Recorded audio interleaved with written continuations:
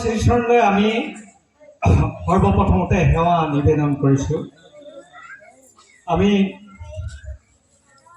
এই মহান দায়িত্বভাগী পালন কৰাৰ যোগ্য পাত্ৰ নহয়। হয়তো এইভাগি কৰিবলৈ যাওঁতে শত কোটি অপৰাধ হৈ যাব পাৰে।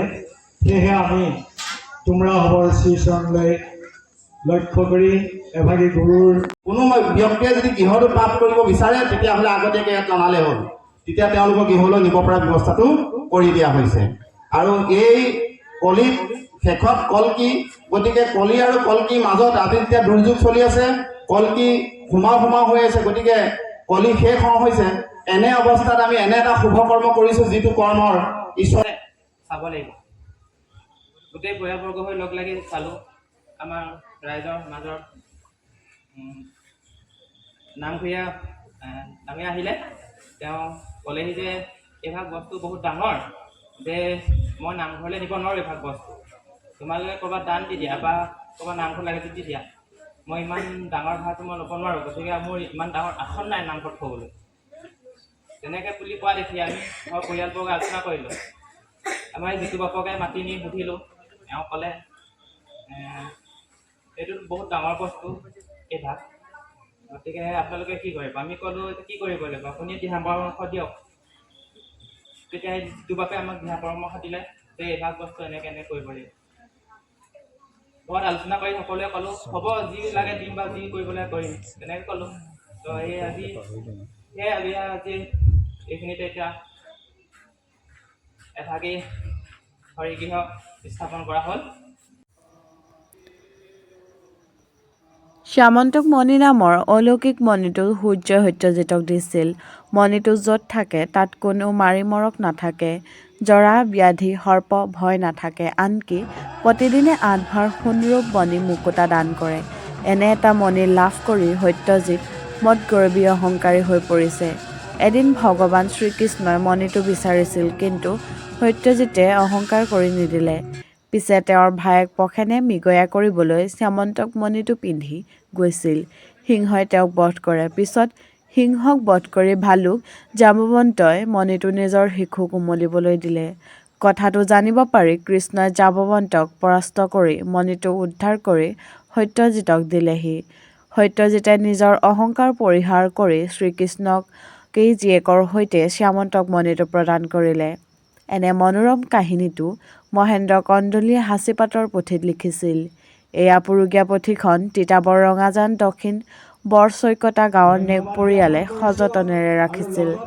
কিন্তু পৰিয়ালটোৱে ভক্তিভাৱে ৰাখিব নোৱাৰিলে, ফলত তেওঁলোকৰ বংশ আৰু সা-সম্পত্তি ক্ষয় হ'ব ধৰিলে। কথাটো অনুধাৱন কৰি নাতিপুতিসকলে বিষ্ণু সত্য শিৱ সনাতন সাধক জিতু গগৈ তেওৰৰ শৰণাগত হয়। তেওঁ 1 বিঘা মাটি আৰু এটা নামঘৰ প্ৰতিষ্ঠা কৰি শ্যামন্তক পুথিখন নামঘৰত প্ৰতিষ্ঠা কৰিবলৈ দিহা দিয়ে। সোমবাৰৰ দিনা ৰঙাজান বৰচৈকতা গাঁৱত এই নামঘৰ বন্তি জ্বলাই প্ৰতিষ্ঠা কৰে বৈষ্ণৱ প্ৰাণ মহেন্দ্ৰ গগৈয়ে।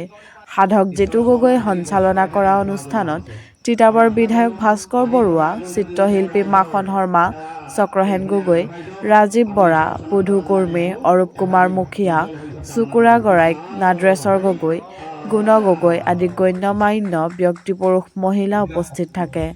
অনুষ্ঠানত যোৰহাট চৰাইবাহী চতুৰংগ শিল্পী সমাজে বৰগীত, দিহানাম আদি পৰিৱেশন। আমাক গোটেই কথাখিনি দৰ্শন দি গৈছে। গতিকে আজি যেনেকৈ নহওক প্ৰতিটো বস্তুৰ এটা ক্ষণ থাকে, প্ৰতিটো কৰ্মৰ এক ক্ষণ থাকে। সেই আজি ক্ষণ মিলিছে। ক্ষণ মিলাৰ কাৰণে আজি বিগত 2 দিন ধৰি এই কৰ্মভাগ আপোনালোকৰ আৰম্ভ হৈছে। মোৰ লগত যোগাযোগ থাকিব। চৰকাৰে পইচা দিব পাৰে নে নোৱাৰে নাজানো। আপোনালোকৰ লগত যেতিয়াই আপোনালোকে কিবা ভাগ কাম কৰিব, মোৰ ওচৰলৈ আহিব।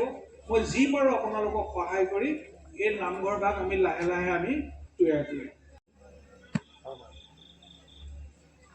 আমন্ত্ৰণ শৰণৰ পুথিভাগৰ ওপৰত তেনেকৈ ক'বলগীয়া কোনো বাক্য বুলিবলৈ নাই, কিন্তু যথা কিঞ্চিত সমূহ ৰাইজৰ উদ্ধাৰৰ হকে আৰু গৃহমধ্যৰ পৰা যিভাৱে দান কৰিলে, সেইভাৱে সেৱা প্ৰাৰ্থনা কৰিবলৈ আহে বা চাকি বন্তি কৰিবলৈ আহে, তেতিয়া আৰু আমি নামঘৰ ভাগি খুলি দিব লাগিব। আহি আমি য'তে নাথাকোঁ কিয় আহি নামঘৰ ভাগি খুলি দিব লাগিব, তেওঁলোকক বহিবলৈ আসন দিব লাগিব, তাৰপৰা চাহৰ কাৰণে কিবা ব্যৱস্থা কৰি দিব লাগিব, ইমানেই। মানে প্ৰতিদিনে আহিলে আপোনালোকে কেনেকৈ ব্যৱস্থা কৰিব? মানে এইকেইদিন আহিলে আৰু আমাৰ ৰাইজৰ ভকতক মানে সপ্তাহী মানে দায়িত্ব হিচাপে বহন কৰিব লাগিব, সিহঁতক দায়িত্ব হিচাপে দি দিব লাগিব, যাতে সপ্তাহী সেইজন ঘৰৰ পৰা সেইজন ভকতেই সপ্তাহী মানে চোৱা চিতা কৰিব। ভকত আহিলেও সেৱা শুশ্ৰূষা কৰিব লাগিব।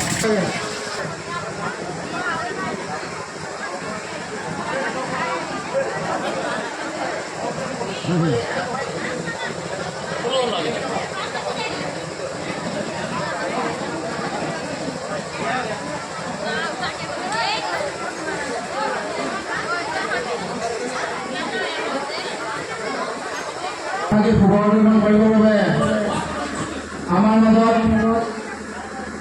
উপস্থিত